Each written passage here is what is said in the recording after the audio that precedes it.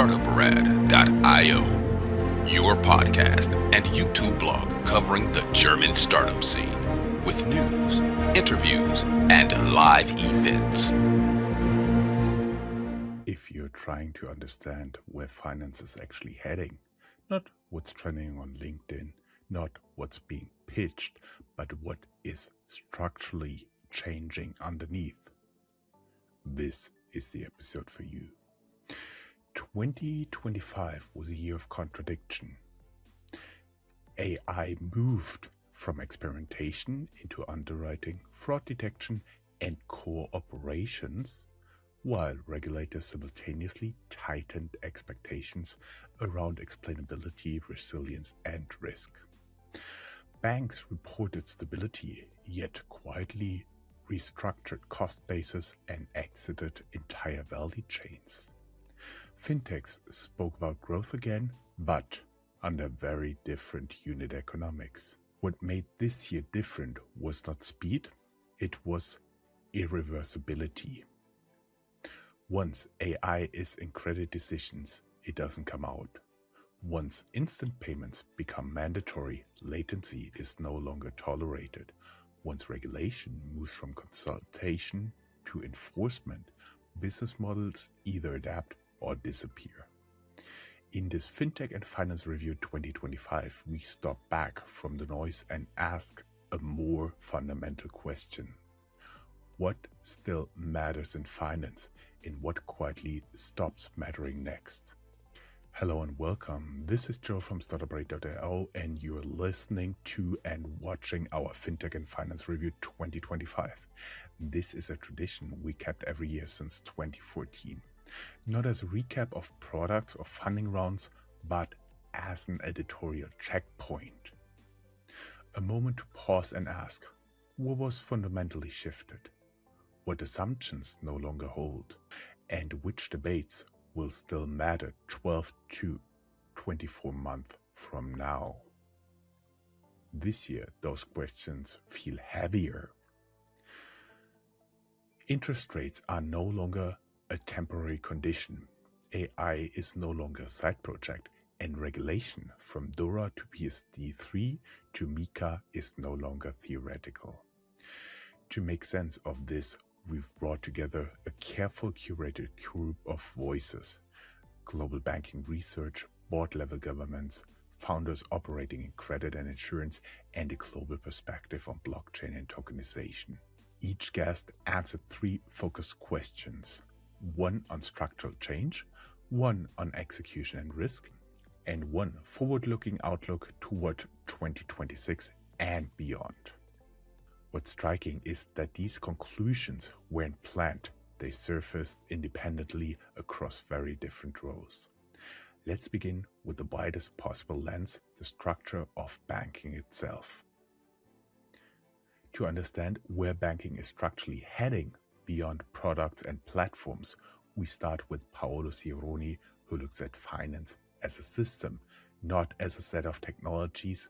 I would like to welcome Paolo, the most frequent guest at Startuprad.io. Thanks for having me here every year, and happy Christmas to all of you. Exactly. Paolo, the financial industry is being redesigned, re-architected by open finance, AI, and higher interest rates. Which parts of the banking's value chain will still matter in 10 years, and which ones will vanish? Well, I guess that high interest rates is that thing that might vanish in 10 years from that was discussion. Or but I guess there is effectively a secular trend about the interest rates, and everything is conjuring also for this period to be unsustainable. But it's a very, very interesting question. If I can say 2025, I see this way, was the first year when regulation went faster than the industry, because the Genius Act created a huge, if you like, discussion and set of opportunities, started from the US about the tokenization of value and money. So I guess a lot of banks got surprised and off guard on the fact that now that there is a framework, the players outside financial services can act even more swiftly and broadly, which is igniting a lot of, if you like, implementations or healthier competition. And that I think was surprising for everybody. Typically, the industry moves, although the fintech are pushing the boundaries, and then the regulators try to understand and the policymakers. But this time around, I guess it's very different. Now, still unclear to know whether the tokenized economy will be effectively unfolding the properties that many commentators are discussing, but definitely there is a strong acceleration. It's no surprise that my next research will be about banking in the tokenized economy. Mm-hmm. Mm-hmm. Um, of course, there's no way around talking technology and resilience here, especially AI. I do believe that was a buzzword of the last few years. Banking is quite data intense. Building is AI helping here in this data intense environment, highly regulated environment in banking, fintech, capital markets, and also maybe in insurance? Um, is this helping to build a safer system, or is it quietly increasing fragility? Well, Jon, just a few days ago, Anthropic released a very interesting yet concerning report titled Disrupting the First Reported AI Orchestrated Cyber Espionage Campaign. Essentially, what happened is that an AI framework hacked the Cloud Code model, using that model to basically understand the potential security vulnerabilities of a set of companies in financial services, in chemicals, in government, among others. I think the number was 30 firms. And then use the code in an automated fashion to basically penetrate, get IDs, passwords, and then steal data and a piece of information.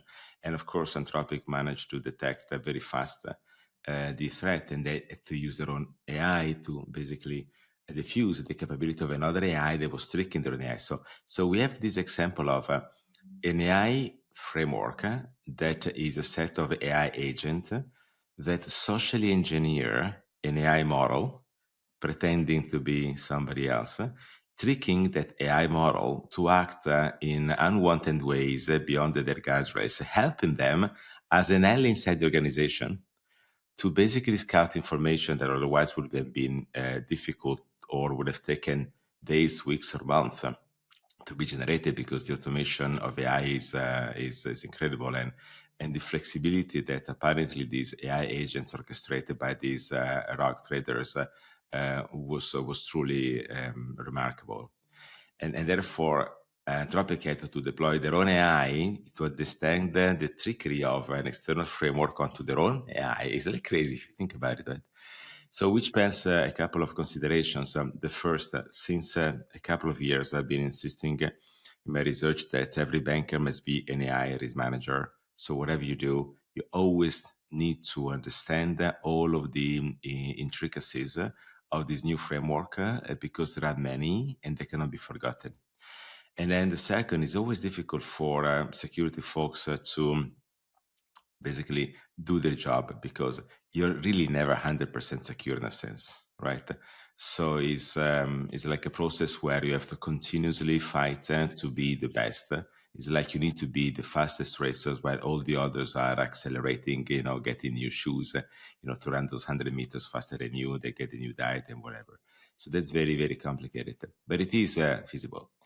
And all in all, it is also about the architecture, because it probably goes down into the dungeons of how you design your hybrid cloud perspective to make sure that on top of security, you also have your secure the design at the core of everything. And so next year, I believe that as the first AI agents will be deployed by quite a number of institutions for broader utilization, it is also the year where we have to see how cybersecurity stepped up in order to protect that framework from its own deficiencies.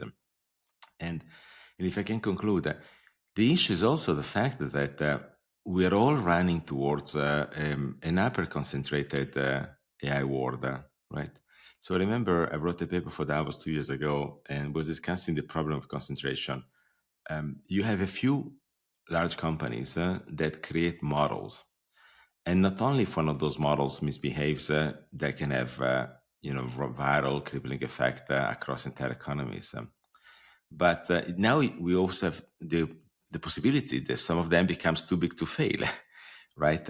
So there's a lot of unwanted consequences in the last 2 years of the AI race. They must be thought through. I do believe the future is for smaller models, so they will create more resiliency. But that future is yet to come while we are all building on this existing concentration where one single point of vulnerability can generate a vulnerability for all. So that If I take something from you, just one sentence from today's fintech review, it's every banker needs to be an AI risk manager. That's an amazing. fintech. So everything tech, because the history of investing in technology, not just in banking, is investing in technology that is more, and I use the word deliberately, unstable. That is a way of saying flexible and powerful, right? Because when technology is very deterministic, it can do only a set of things, right? And only those things. But AI is way more probabilistic. Generative AI is definitely probabilistic, where you have to deal with instability of the algorithm as well as the one of the human interact with the algorithm in language mode. And agentic AI is way more, right? Because you have the orchestration of multiple agents and multiple models, and the way they combine themselves one with the other is not linear. So you don't validate anymore the individual models, but a combination of the models. And that compounds the complexity to understand the potential misbehavior. So if you don't have a strong risk management understanding of how these algorithms work and where the if you like potential threat can come from, things can be overlooked pretty fast. And in the age of AI, if you overlook something, the velocity by which can be exploited is unprecedented, right? So that's why I insist that the major cultural change that has to happen in an organization to allow AI to scale enterprise-wide is there is management of AI at all levels of the organization to prevent, then to manage. Because it's about being capable of managing probabilistic technologies. It's like the trading floor.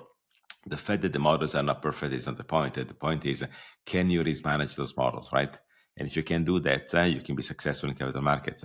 And the same is with technology. If you can risk manage technology, it's no problem. You can use technology. We're not only looking back at 2025 and the last few years, but we're also looking at 2026 and beyond. What would you say, in your personal opinion, what's the one fundamental change in global finance or fintech capital markets that almost nobody sees coming for 2026 and beyond? Well, it's different that somebody doesn't see something because everything is so highly discussed, okay, and debated. So I don't know. I think that the banking industry is starting to reposition from the business side as well as the geographies are somehow reshuffled. So the American banks have been gaining strength, although the Europeans got the benefit of the rise of the interest rates from the last 2 years. And the American banks, some of them had 10 years to invest into building the foundations to engage clients on the continuum of client wealth, where for the first time we see that the channel is more important than the segment. So you may neither want to capture someone across everything that can happen on a channel because the channel becomes a platform. And many people may not have realized that, but this has been happening and going on. You can think about what companies like JP Morgan are doing or Morgan Stanley. And I think the world is round, but we're here in Europe talking about that. We know the JPMC also tried to make a road in the German market. So it would be interesting to see if the next year is the year where maybe through further developments of stablecoin, the capability of American banks to penetrate the European market gets intensified or not. So that is the thing that I guess people might have overlooked. So we're not just talking about technology for technology, tokenization for tokenization. The question is this giving more lever or power to some of the players that have invested in the traditional market, now refreshed with technology, to make those inroads and advances that they always dreamed of? And maybe we will see that in 2026 or 20. So I would point out at the JP Morgan Retail Bank going to launch 2026 in Germany as one of the indicators here. Paulo, with such a pleasure having you here as guest. Thank you very much. It is always my pleasure to be here. And for all those that are on attending, and as many here on your podcast, I just realized that my business title is a German word, which justifies the fact that I live in Germany. Because when people ask me, Paolo, what you do? I always say that I am the global research leader in banking and financial markets at the IBM Institute for Business Value, which in German is a single word. Happy Christmas to all of you. Paolo describes finance as architecture, value chains, dependencies, and concentration risks. But systems don't run themselves. Someone decides which risks are acceptable, which investments get funded, and which legacy assumptions are abandoned. Those decisions happen in boardrooms under regulatory pressure with incomplete information. That's where governance moves from theory to reality. If structure is theory, governance is reality, and Frank Schwab brings the board-level perspective on what banks can still win and where they are structurally constrained. Welcome, thank you. It's an honor to be here year after year, so I really enjoy it. Me too. As you got in the recording studio, I said, so we meet again this year, always shortly before Christmas. I'm very glad to have you here. Let us dive right in. Where can traditional banks still win against fintech and big tech, and where are they structurally unfit to compete? I believe, let's say, the banks with the really big balance sheets, they still have significant advantage over all other players, just due to the fact that they have so much assets and so many and deep customer relationships, which hold for decades. So I don't think that these bank giants have to fear competition from fintech or big tech.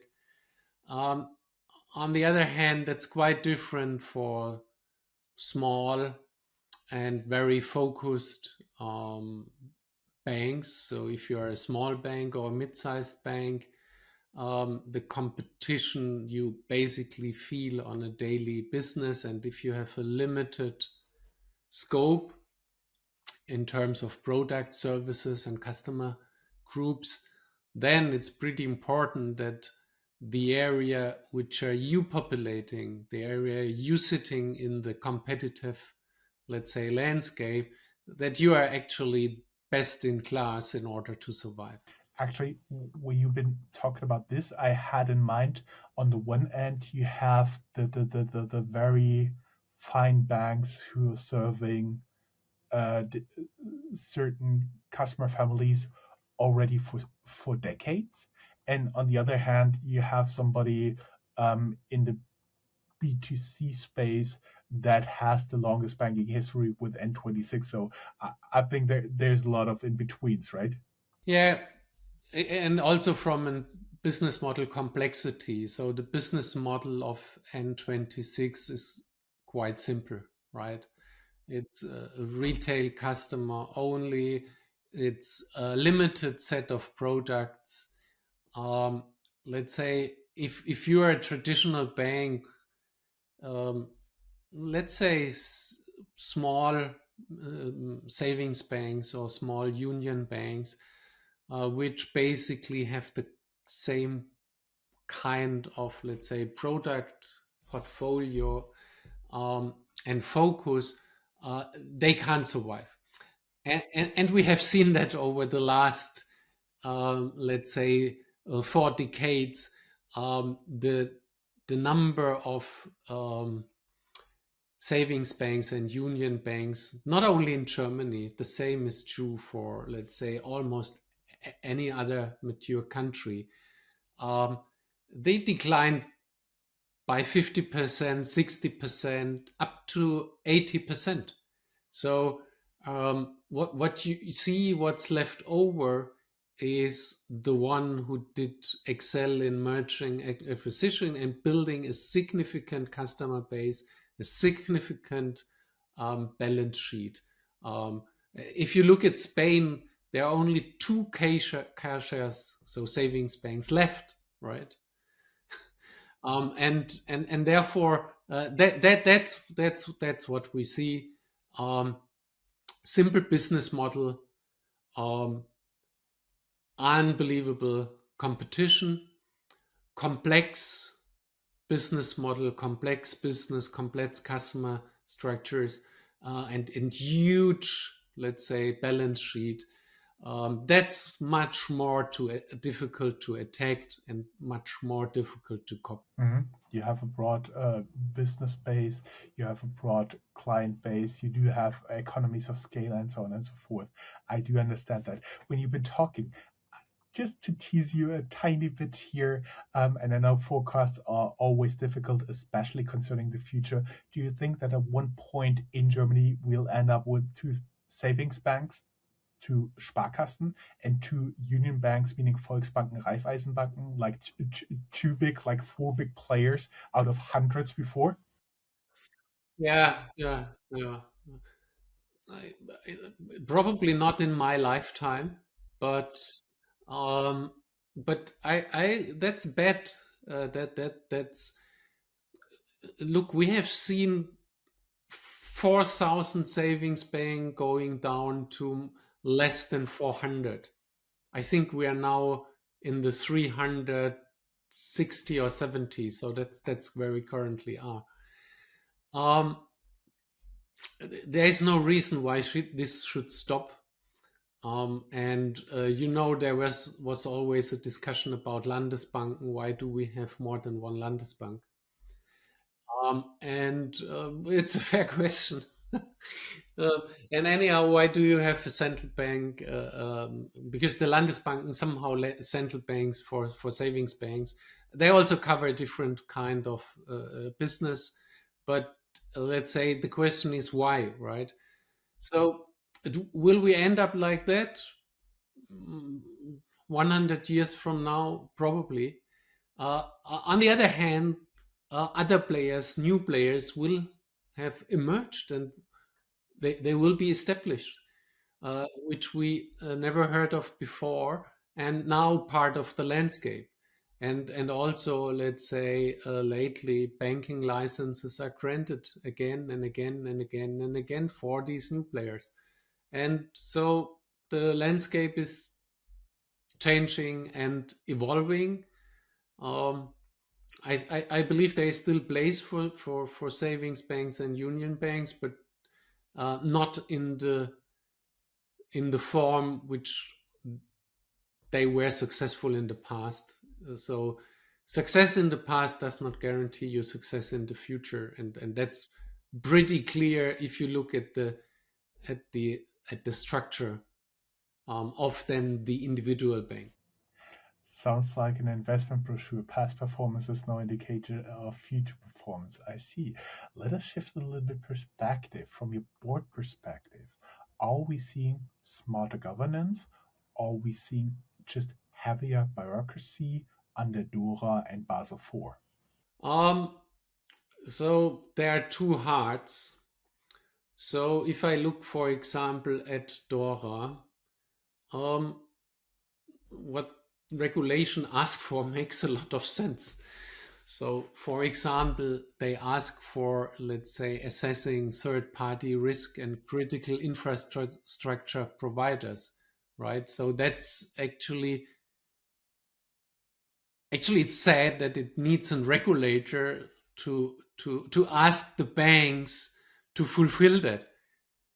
If you run a business, I would argue you should run it in the proper way, and in the proper way is that you in full control what you have outsourced to a third party. But unfortunately, that's not necessarily actually the case. So therefore, there is a lot of regulation. If you look at the core of it, that makes a lot of sense. And if banks don't do it by themselves, you actually need to do it, and you need to regulate it. On the other hand, I just published an article over the weekend, having last week more than 10 different board meetings and committee meetings, and my conclusion by now is um, there is too much, too detailed regulation, and currently it ends up and it feels like significant bureaucracy. So the challenge for the banking industry and especially for the regulator is um, how much regulation do you actually um, expect, and how much value does regulation create? Because as a society, um, we cannot afford regulation which doesn't pay out, right? So if it ends up in bureaucracy with almost zero additional value, then additional regulation does not make any sense. I totally agree with that. Let us look a little bit into the future. We have the strategy with the board view and regulation, and now let us shift in to looking into the future just a little bit, not the 100 years we did before. What shift in banking or regulation do you think most executives will be blindsided by in 2026 and beyond? Um, I'm not sure whether any executive will be blindsided, because let's say according to my exposure, I'm not aware of any traditional bank manager who is not uh, trying to comply to all the regulations and beef up and step up in skills and people and functions in order to make the bank full compliant. That's quite different for fintech startups and new players into the industry, and you actually can see that in the amount of fines which are especially now awarded to new players like N26, but lately also Revolut or Trade Republic. So you will see a lot of these new entrants into the banking sector who do not cope successfully with regulations and compliance. So the blindsided is more to the new to the industry than to the established industry, from all I can see. Mm-hmm. Totally agree. Do you think there is a regulation that all regulations are known? Just assume that. I think in normal banking, that's a pretty fair assumption because they do have a lot of people working on that. Um, with implications, how deep you need to go, how much implication in your daily business it has. Do you think there's something out there that banks don't really see right now from your experience, or do you think they have a pretty good handle on all of it? No, it's not about that they don't see it. That I cannot experience, but what happens from so first of all, um, most bank managers will tell you the same thing. They spend, the more senior you are, it feels like you spend 80% of your time and your money, um, your discretionary money on regulations. So these days, which is an unbelievable high percentage, right? Um, and many people and many figures will support that view. Um, how deep and let's say being surprised, sometimes you're surprised how fast a regulation comes. um, that sounds strange in Europe, but for example, if you are a banking manager in Eastern Europe, then some of the parliaments, they approve a law which has to come into, let's say, place in within within 6 to 9 months. And that's in banking terms pretty fast if you need to comply within 9 months to a new regulation. And therefore that's sometimes where you are caught by surprise. But that's more on a very local and also non-European regulation.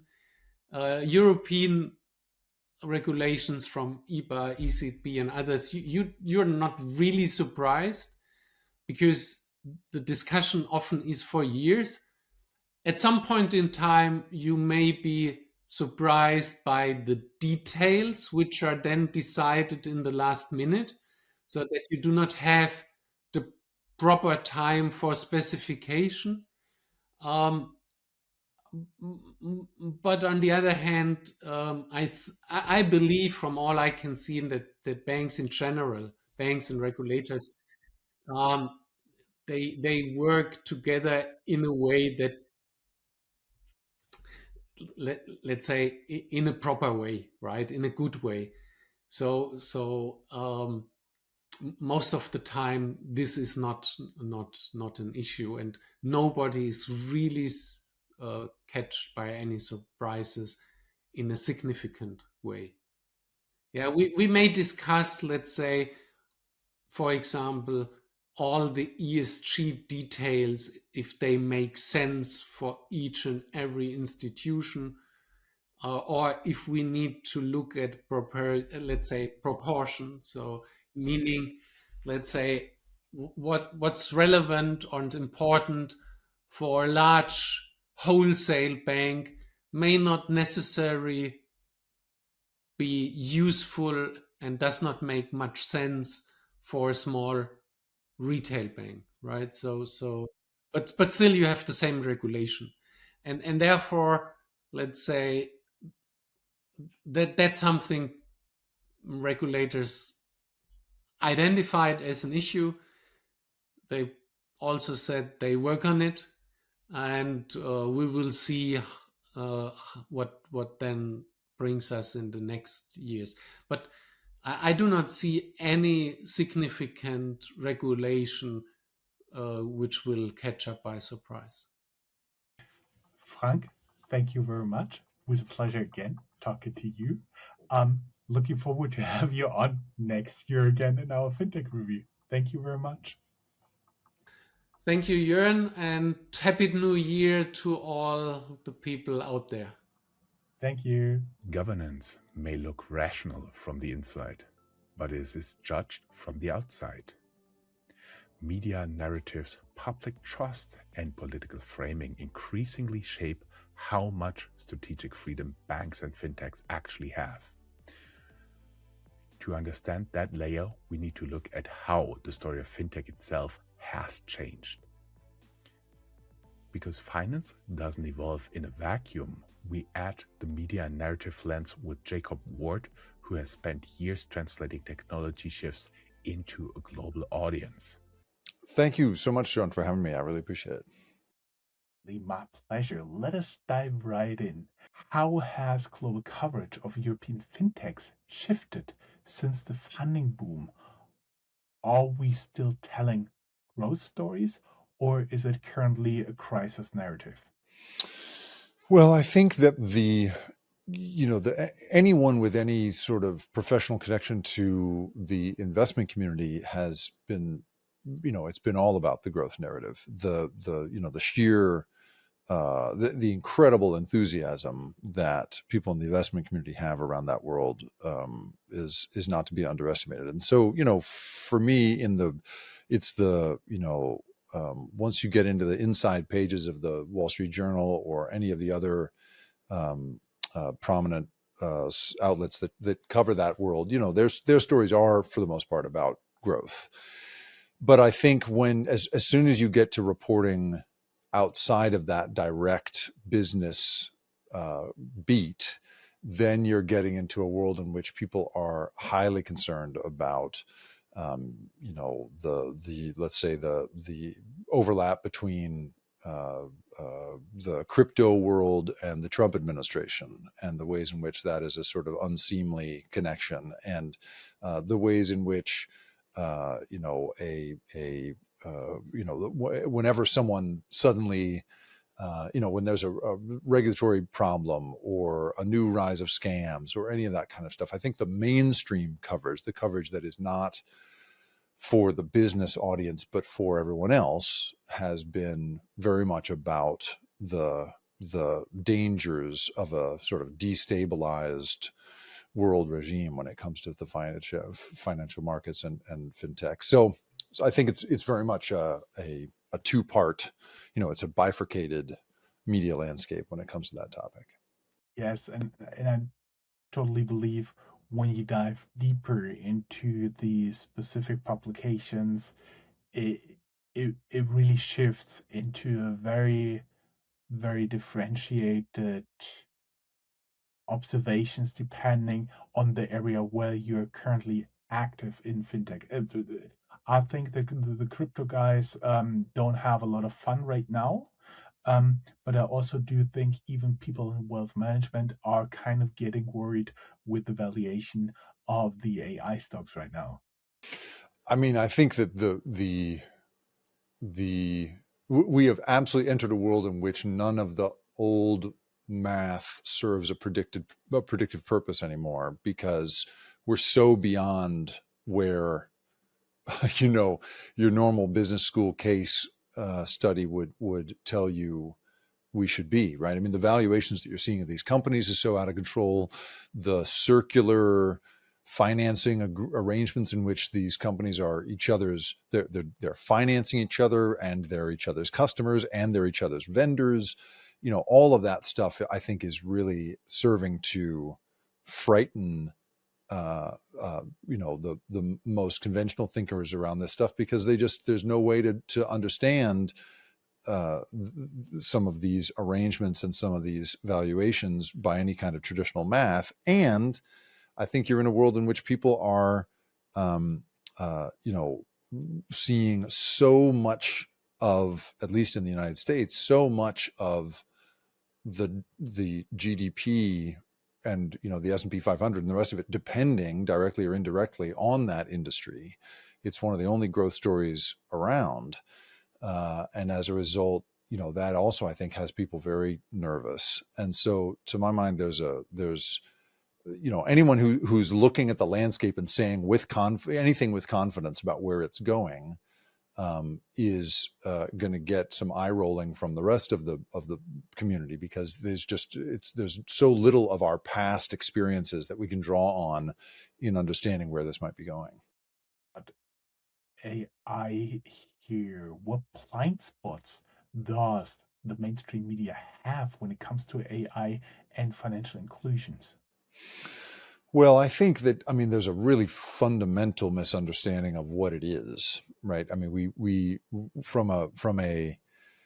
as someone who's been studying this stuff, for more than 10 years now, I wrote a book that came out in 2022 predicting the rise of commercial AI. It came out about a year before ChatGPT did. And I was trying to explain to people in that book and at that time, and I have been ever since, just how quick the human mind is to make big anthropomorphic assumptions about technology. We like to believe that it is a that it has a soul and has a personality and understands us and all of that stuff.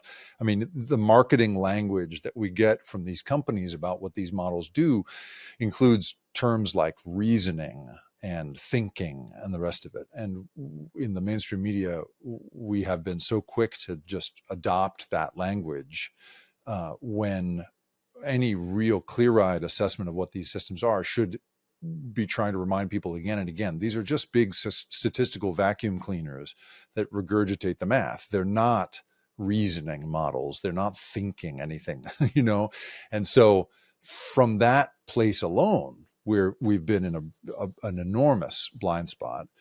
Excuse me. And then I think beyond that, there's a real, one of the hardest things about the news business in my world is, it is by its nature a backwards looking medium. It reports on what has already happened. And as a result, it doesn't, mainstream coverage doesn't like to predict what might happen next, or report on what might happen next. And so that's been a real challenge in my career, as someone who thinks almost exclusively about what's going to happen next. And so, other blind spots include things like, we are, it is coming to light that there is enormous bias cooked into these systems that is clearly, as case law moves through the courts, going to be unveiled. I was literally just speaking to a researcher who's one of the top researchers on bias in the world, and she just she's showed in paper after paper since 2023 that these systems are sometimes 2 or 3 times as biased as humans on average.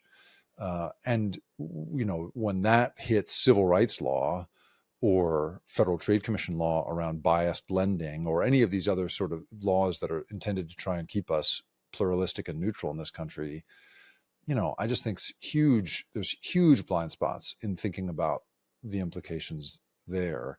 So I think that from really just not even understanding the zeros and ones of how these systems work, all the way through to not thinking, I think, in the right time frame about their effects on society in the coming couple of years.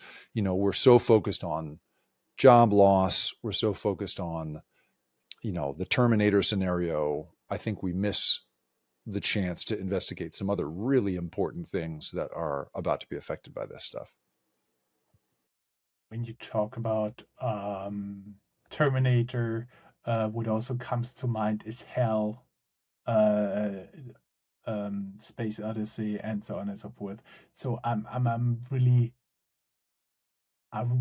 think the narrative is somehow driven by what has been written in the past, because if you do have a bad, mean AI, it makes a much better story, right?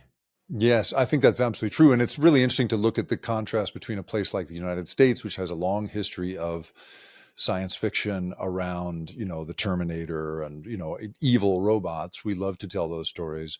Whereas a country like Japan has a long history of, characters like Astro Boy, who is a friendly nuclear powered robot that saves the world over and over again.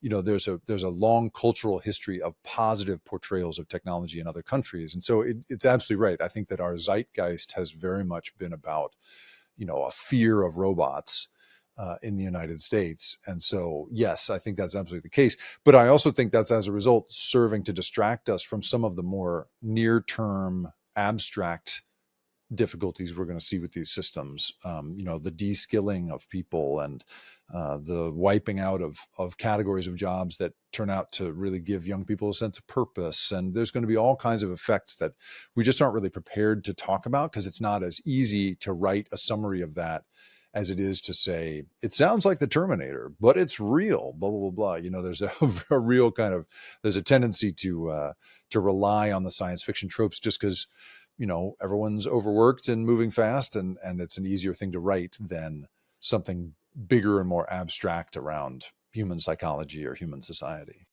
I was wondering, what storyline or paradigm shift do you think will define fintech coverage 2026 and beyond? Well, my feeling about the technology space in general with AI, I think one of the things that's, there's a more kind of dollars and cents one and a more social and sociological one. And so the dollars and cents one, I think, is going to be depreciation. I think it's going to be the physical infrastructure on which all of these AI companies are going to be built. They're all on these depreciation calendars of like 5 years or more, where in fact this hardware is all going to have to be replaced in 2 or 3 years. You've got the enormous physical cost of building the infrastructure that's going to make all this stuff possible. I think is something that is going to absolutely define the next couple of years, and we are just beginning to deal with what that's actually going to mean.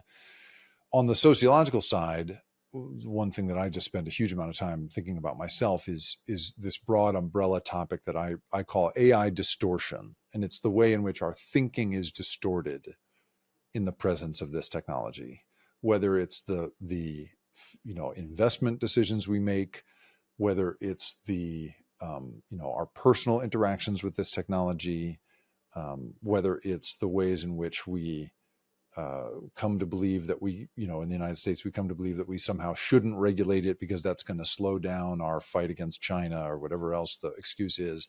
There's a real distorted kind of thinking that I think we're going to see play out in story after story, whether it's kids using these systems as a best friend rather than befriending real humans, or or a big bank coming to believe that that their whole business line can be placed on the shoulders of AI.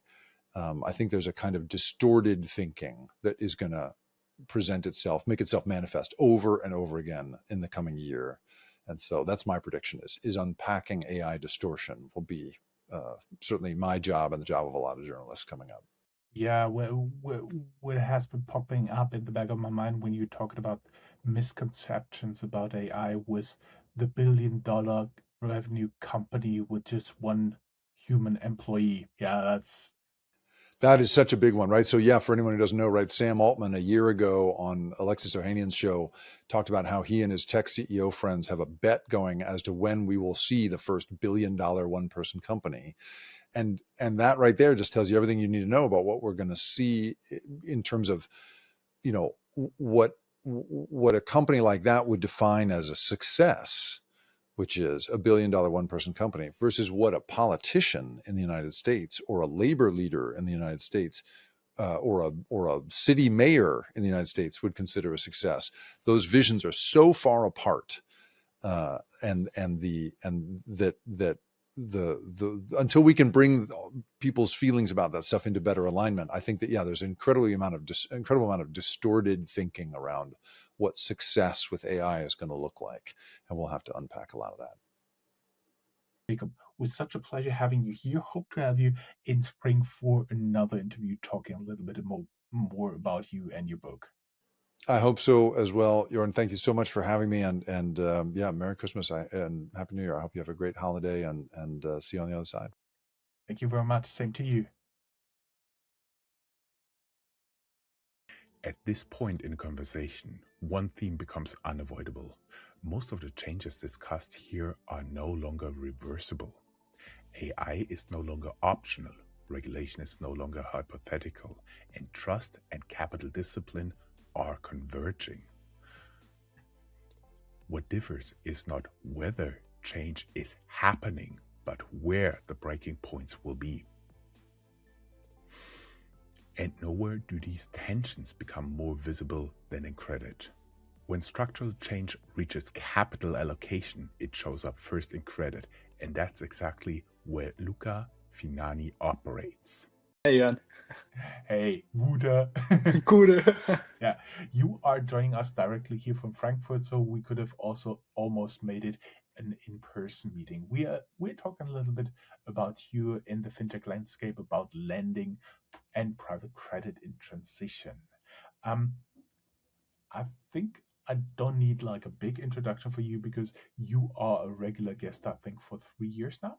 I think it could be 3 years. Yeah, is it really that long? Yeah, yeah, it's already that long.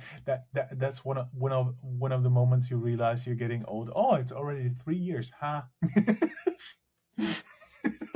Yeah, let's not talk about the years. Yeah, it's not the years, it's the mileage. Um, let us dive right in. As private credit grows, um, are we repeating the old shadow banking risk under just simple new tech wrappers? Ooh, that's a tough one to start, but also a very good one. And I would like to say to your point, it may seem like it a bit, especially with what we've seen sometimes in the US with stuff that's happened with, Tricolor holdings and First Brands and some of the jitters that we've seen in the market.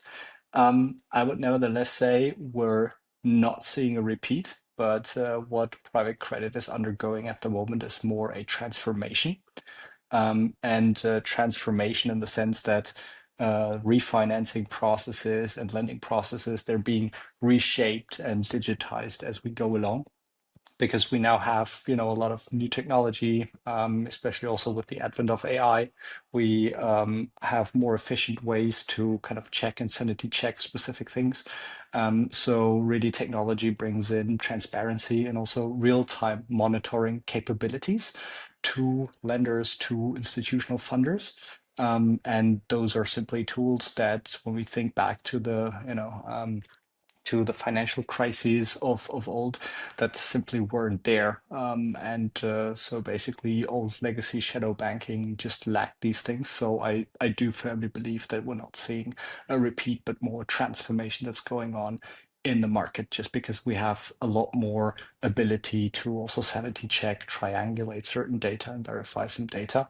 And so if that's done properly, then there are a lot of people, a lot of projects that are working um, towards the goal not to repeat sort of old shadow banking risks. Mhm. I was wondering, what's the real advantage of algorithmic underwriting today? Is it just speed? You get there faster? Is it scale? Or can you really price the risk in a smarter way? Um, I think we need to differentiate a bit, and I think those three elements that you are mentioning are really key ones. I think it's a mix of all of these, but I also think we're not really there yet, that we're in a fully algorithmic underwriting sort of environment. I think when you are looking at granular lending, let's say buy now, pay later, SME lending, consumer finance, um, essentially processes that really have to be automated, then we're pretty much close to algorithmic or at least automated underwriting, where definitely speed and scale are sort of commodities, and that's really an advantage. But it's also from a borrower's perspective more or less expected. And I think then, with other pockets in the market, it doesn't really make any sense, especially like to let's say, more private debt areas like leveraged loans, or even traditional mid-market lending. It's just too bespoke, so there's generally not a lot of data that's available on the basis of which a machine learning or AI model could sort of be trained. So the benefits to algorithmic sort of underwriting would be marginal, if any. So I think this is where we need to really differentiate. But overall, it's speed and scale, obviously, of doing a lot of lending transactions. That's sort of the benefits. And the real differentiator is, of course, smarter risk pricing as well. So ideally, you would want to see that your ability to price risk, either in predicting defaults or, price risk on a risk-adjusted basis, and basically lower sort of your cost of funding. Those will be the real benefits to lenders. Yes. Mhm, mhm. I, I, I was wondering, what credit market development isn't being priced in yet for 2026 and beyond? Is it something like a Ooh. So now, yes, bad word, and now we're talking about we're looking into the crystal ball that both of us don't have. No, I think it's I think one of the main themes that probably isn't really priced in yet is one of the tokenization of private credit. I do think that there is a big case at the moment going on for sort of democratizing access to private market on private equity and private credit. And a lot of the focus this year has been sort of in fund structures like LTIFs and so on. But I do think that tokenization of private credit just brings in another dimension. So that has the potential to, in my opinion, really reshape also secondary market trading. Then obviously the benefits of AI-driven sort of, underwriting and portfolio optimization. I think we're only at the beginning of this whole trend. So I think that is also not fully priced in yet, which would be sort of the good scenarios.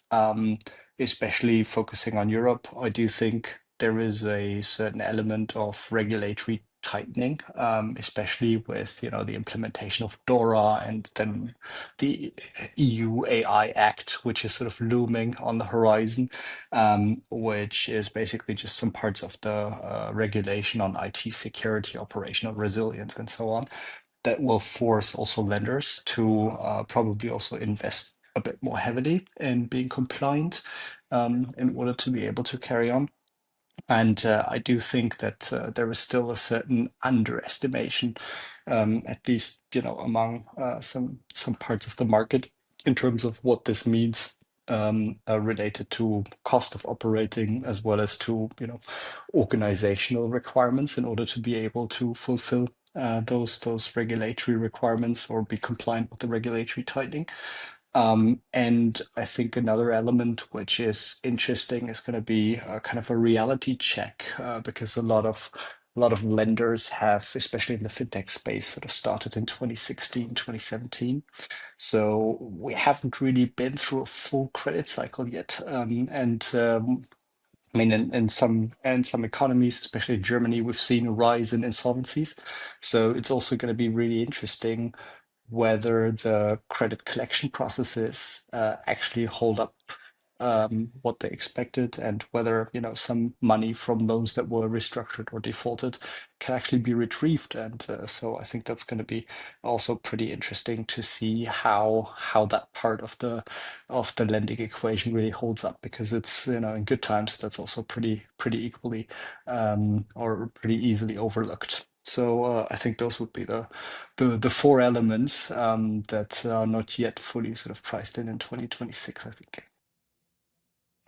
I would be interested because if you're referring to a downturn of complete credit cycle, you have expansion, you have the downturn, you repair, and then you recover. You're implying a little bit that we are in the downturn. Some started in 18, 19, so that means the expansion phase has been, rough estimate, 7.5, 8 years, something like that. Um, how when do you see the downturn ending? I'm not saying, look, I'm not saying, this is we're in a downturn, or things are tough. I'm just seeing, there are structural changes, and I think with economies in different places across the globe are in different spots. So there's just going to be some macroeconomic divergence. We have central banks that are in potentially different cycles of the rate setting stage.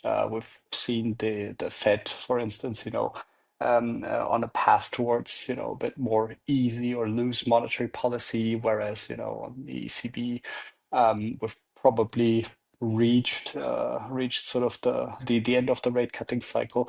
And so there is just a lot of macroeconomic divergence and uncertainty, and that just means that obviously in some parts of the credit markets you will definitely see some of the effects. And I mean, in Germany, for instance, and in Austria, we've just seen a certain uptick in insolvencies. just across the board, nothing specific to fintech lending. And so that's why I'm saying, it's in a way, it's a good thing because it's also a reality check and kind of we're going to see how some players have been holding up and which underwriting processes have worked and haven't, and also whether the recovery and sort of recovery expectations on defaulted loans are actually going to be what we all assume them to be. But so far I don't see any sort of significant risk of like further downturn. It's just part of the continuation sort of this trend. Yeah, what the trumpeter said, there's always a cold shower involved from time to time. And I was trying to get a lawyer to talk with us here. Unfortunately, I could not get one because I would be very interested in how the authorities approached the first full year of DORA and how hard they actually audit the respective startups, because that's either going to be just fine or it could be a very rough spot for many startups. But unfortunately, we don't know it yet. But let's talk about it next year in the next FinTech review. How would you like that? I'd love to be back, of course, and I think I'm also very curious how that pans out.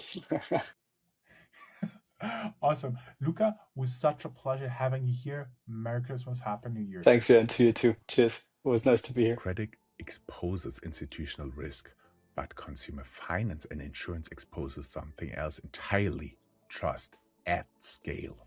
Automation only works if customers believe outcomes are fair, especially when something goes wrong. If efficiency is fintech's promise, trust is its limiting factor, especially in insurance, which makes Meri Savolainen perspectives especially essential here. Hey, Aaron, great to be back. I'm Mary, I'm CEO, founder of Insmo. Insmo is one of the fastest growing embedded insurtech startups on the European insurance market. And we are here to generate amazing insurance experiences for the consumers, for the partners, and really provide excellent insurance services hidden into other products and services. Let's dive directly into the topics we'll be covering: insurtech and customer trust in digital finance. We're talking about digital insurance rebuild speed. How do you rebuild trust in the age of instant claims and algorithmic decisions? Because I'm very, very sure a lot of insurance customers will have over the next years the same experience as people. You remember those phone lines, those call centers, those automated calls that never understood what you want to have. I'm sure they'll have the same experience with AI agents. What do you do here? Mhm. So we are always very curious about how we can enhance the customer experience, because this is based on the customer experience. We are also tailoring our products and services. And it's very interesting that we have investigated the AI services topic a lot, and we have tried to implement also AI into our chatbots and consumer experiences. And it's pretty interesting discovery that we just made, I think last year, where we understood that the insurance customer wants your experience to be so intuitive that they don't have to open the chatbot, that they don't have to write you an email or pick up the phone. So we see that the younger demographics and the millennials want to um, be able to manage everything by themselves without ever contacting the insurance carrier or the provider. So this is also one of the reasons why we haven't maybe put more investments into the chat developments, because we just saw that the customer needs are lying somewhere else, and they just want to have a perfect self-service. And I think this is sort of the whole dynamics of the customer requirement in the insurance space, is that people want to do things themselves. They don't want to be bothered by phone calls, emails, chats, and whatsoever. So this means that we have to put more emphasis on the overall experience of how the customer can self-serve them the best. I think that's profound insight because many people are here talking about we do AI, we do chatbot, we do agents for our customer service. But what you figured out is, hey, most people don't need it. You have to do it as intuitive as possible, and people just don't need it. I think that's pretty interesting. And hopefully, a lot of people are listening out there to what you have to share with us here. Um, I was I was also wondering, you were talking about embedded insurance. Can this ever become a sustainable core business, or will it remain a cross-sell feature? I think it can be a pretty sustainable core business. And well, for Insmo, it is the core business. And what we see out in the market is that there is in Europe there is 100 billion uninsured gap because 70% of the people do not want to buy insurance because it's so cumbersome. The policies are long, the claims are so um, draining for people, and we always have this nagging feeling that whether I ever get paid if I actually need this. So there's a massive underinsured cap, and then and the second angle, there are retailers, banks, manufacturers who are leaving billions on the table when not embedding insurance into their products and services, because this is where the customer expect to be served with coverage at the point of sale, when I'm buying my next ticket, when I'm paying for something else. So we do see that this is the new way of customers shopping for insurance, because naturally, especially when we talk about the younger demographics, these people do not want to go shopping for insurance because it's nothing sexy. Nobody wakes up 3 a.m. in the morning looking for another insurance product. So it means that the needs of the customer are very different, and they expect the insurance coverage to be there when I'm buying something else that is important or relevant to me. So we do see that the embedded insurance market is booming and growing globally, and more retailers are and manufacturers are looking for opportunities to integrate these offerings to their other products and services, and not only to increase their customer satisfaction, but actually to increase their margins per customer quite significantly. So yeah, I do really think that for a lot of insurance companies, it could be actually a core business in the future, and this embedded insurance strategy. And as we just learned, if you don't do it, you may leave billions on the table aggregated. Interesting insight. Um, let's talk a little bit about 2026, which at the time of publication is just 2 weeks away. Which behavioral or technical change in consumer insurance will surprise everyone in this year? Hmm. Hmm. So I don't worry about it. I know forecasts are always difficult, especially concerning the future. I know that. mhm. So in insurance, I think we will definitely see the AI adoption quite a lot, and especially when it comes to insurance underwriting and pricing, right? And customer consulting. I do think that there will be definitely several players out there who would like to implement AI into their customer service. Either it's like robo chats, AI chats on their website, and so on and so forth. And I do believe that in very easy and very not very complex cases, these could be helpful and advancing to some extent the customer experience and customer communication. But what we have seen is that often when the customer reaches out to an insurance company, these cases seem to be more complex. And in this case, um, the customers expect to be served by a human or in a more helpful way. So, in that sense, I think we will be seeing that insurance processes, claims handling support will get much faster than it was like in the previous years, and all thanks to implementing LLMs and AI into the processes. And we do believe that the customers will win from much faster resolution times than ever before, and it will end up customers being more happy, getting paid faster, and not in weeks or months. I'm just trying to wrap my head around this, remembering the time when you had to write something via snail mail with a typewriter to make an insurance claim. Yeah, insurance has come a long way. Mary, thank you very much. It was a pleasure having you as guest. You want to say everybody goodbye and Merry Christmas? Yes, wishing everybody a joyful holiday season and getting ready for the amazing new year with new opportunities ahead. Great. Thank you very much. Thank you, Jörn. When trust becomes institutionalized, it turns into infrastructure. And infrastructure raises new questions. Who owns it, who governs it, and who settles risk when something goes wrong? To close this review, we zoom out beyond Europe. To look at tokenization and digital ownership from a global angle, we welcome Michelle Singh from Silicon Valley. Hi, thank you, Joe.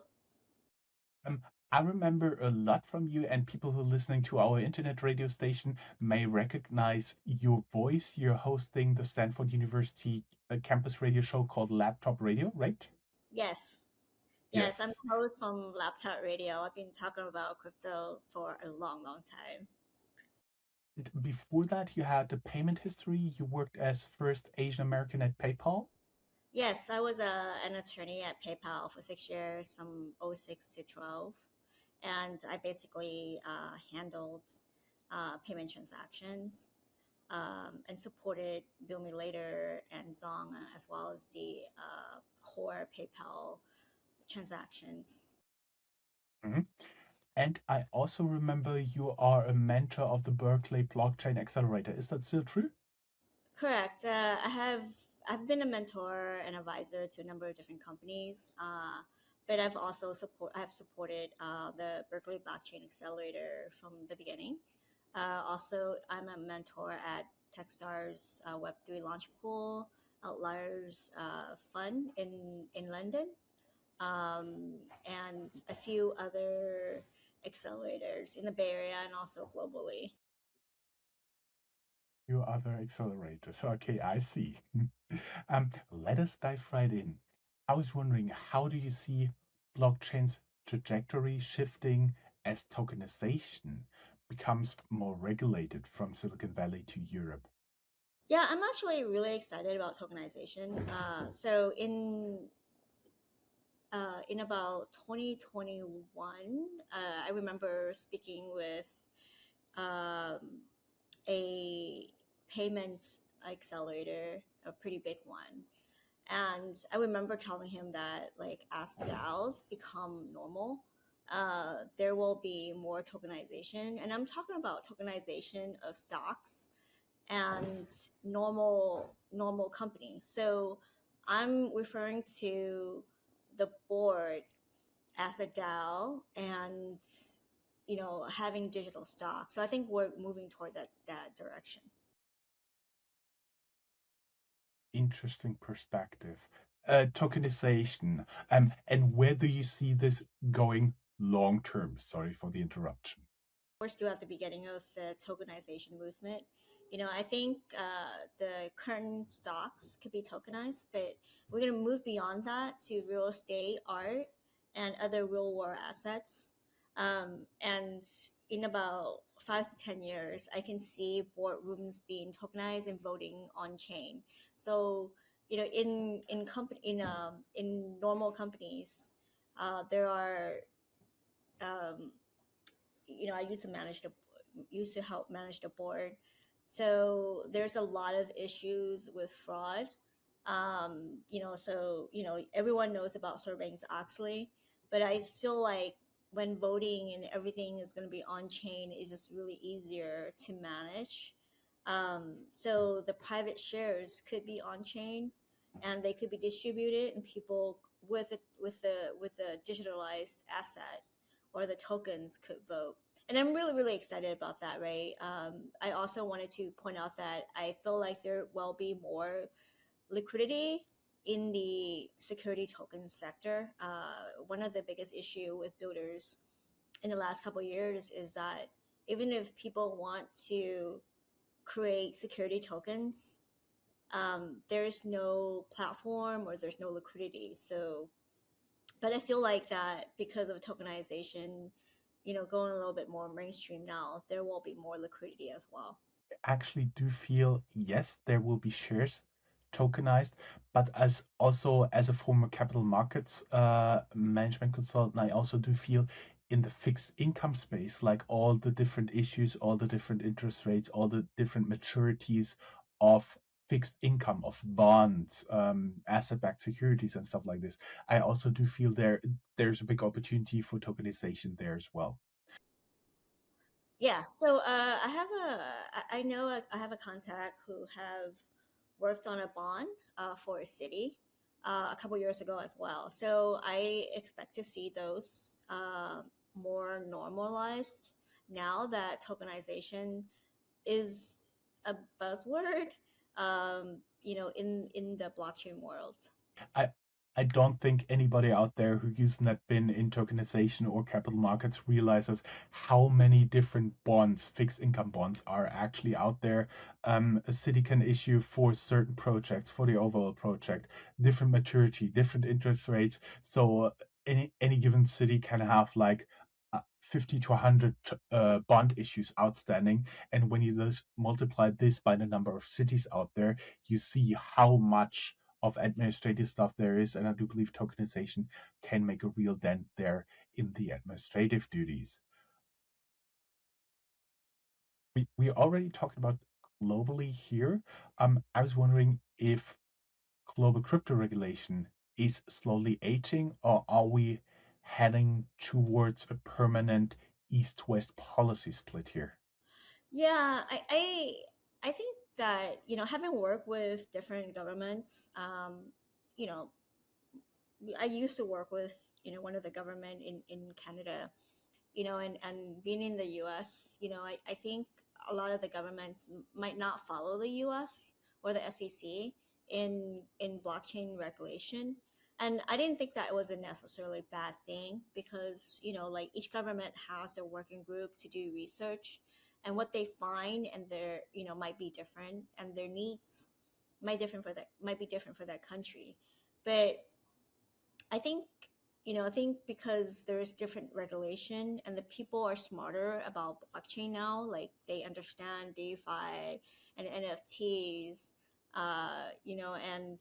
and more of the normal crypto stuff, that they could review each other's regulation and kind of take what works, right? Because I feel like even with the privacy regulations in Europe, like from California, for example, I saw that the California is establishing a privacy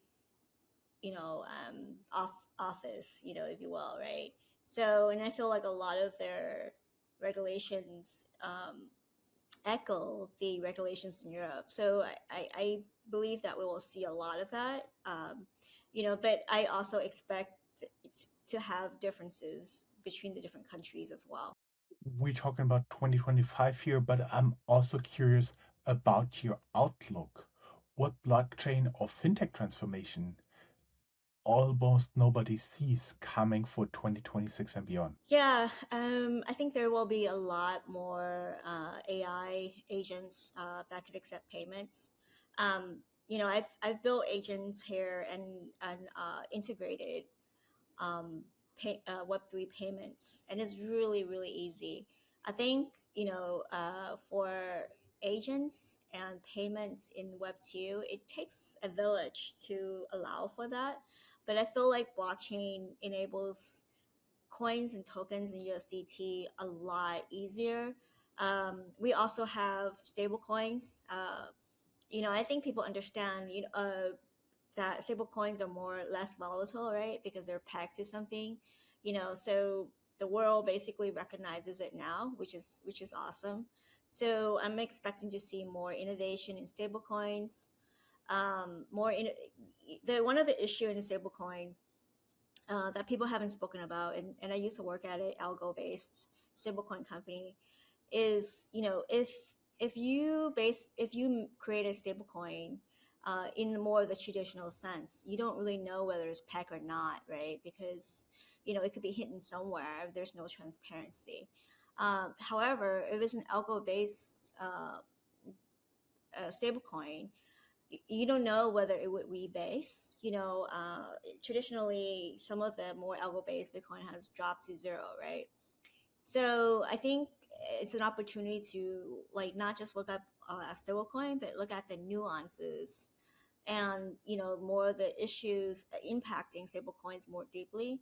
And that goes the same with AI agents, right? So we're looking at identity for AI agents. We're looking at how they're making payments, like registry, and then also we call it KYA, know your agent.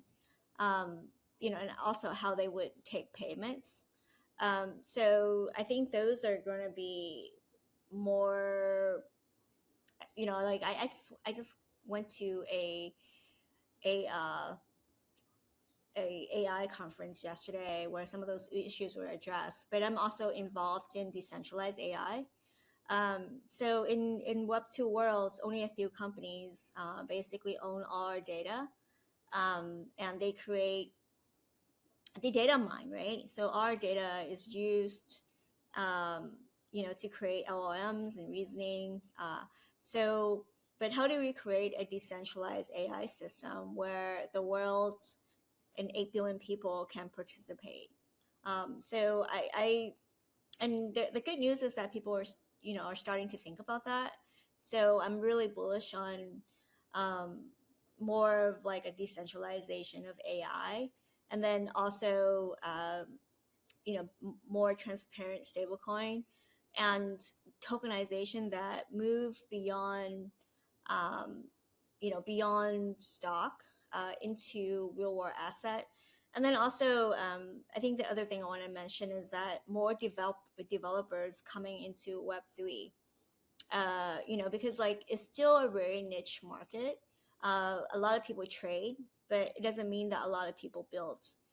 So I'm expecting to see a lot more people coming to Web3 because we have a lot of open sourced tools. Um, and I think just more from the principle of creating a decentralized ecosystem where there's more of a shared ownership. You've been talking about decentralized AI split between more players. We've been seeing a handful of players dominating global LLMs. Do you think that'll change over time?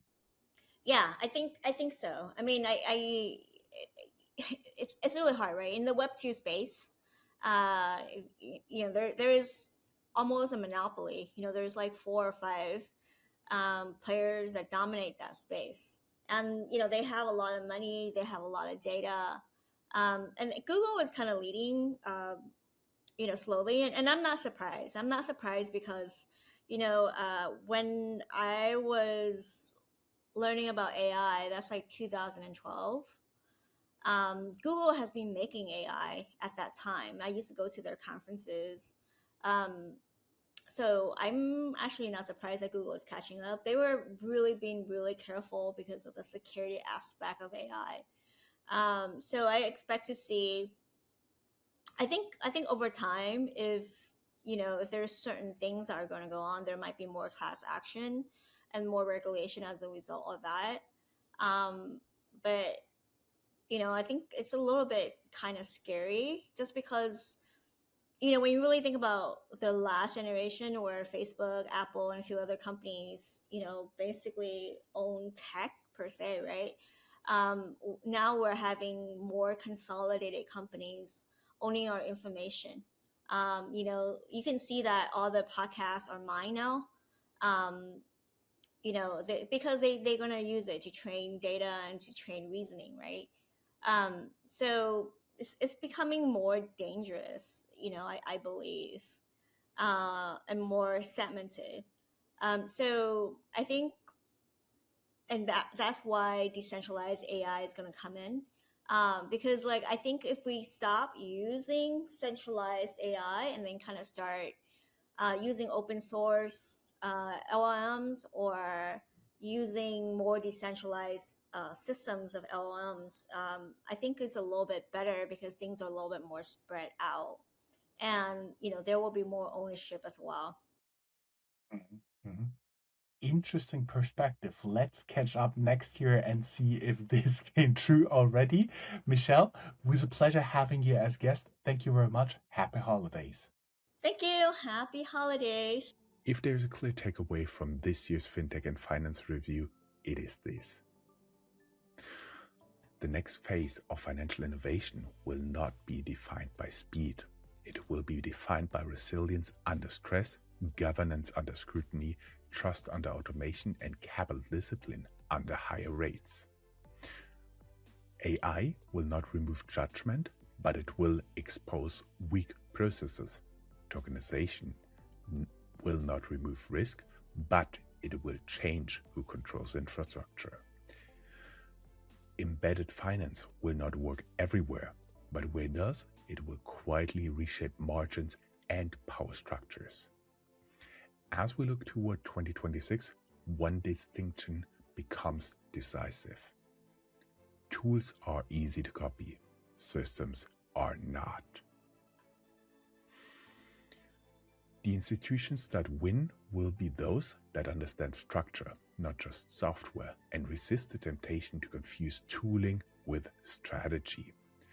Those who mistake implementation for understanding will struggle, even if they adopt the latest technology first. To all our guests, thank you for clarity, your honesty, and your willingness to look beyond the hype. And to our listeners, thank you for making this annual review one of our most listened to episodes year after year. This was the FinTech and Finance Review 2025. I'm Joe from Startuprad.io. Have a thoughtful end of the year, and we'll see you on the other side. Hello, my name is Paolo Sironi. I want to wish you all a Merry Christmas, Buon Natale e Buon Anno Nuovo. I'm here on Startup Radio. Attend all of the episodes during the vacation. Enjoy. Hello, everybody. I wish all of you a Merry Christmas and a Happy New Year. I'm Jacob Ward, speaking to you from the Bay Area in California. Happy holidays, and may we all understand better what AI is and what it is not in 2026. Take care. Hey guys, this is Luca from Exelon. I wish you all a very Merry Christmas and a Happy New Year. Hi, I'm Mary, CEO of Insmo. I wish everybody a prosperous new year and happy holidays. Hey, it's Michelle. You're listening to Startup Radio. It's 2026. I wish everyone a Merry Christmas and Happy Holidays.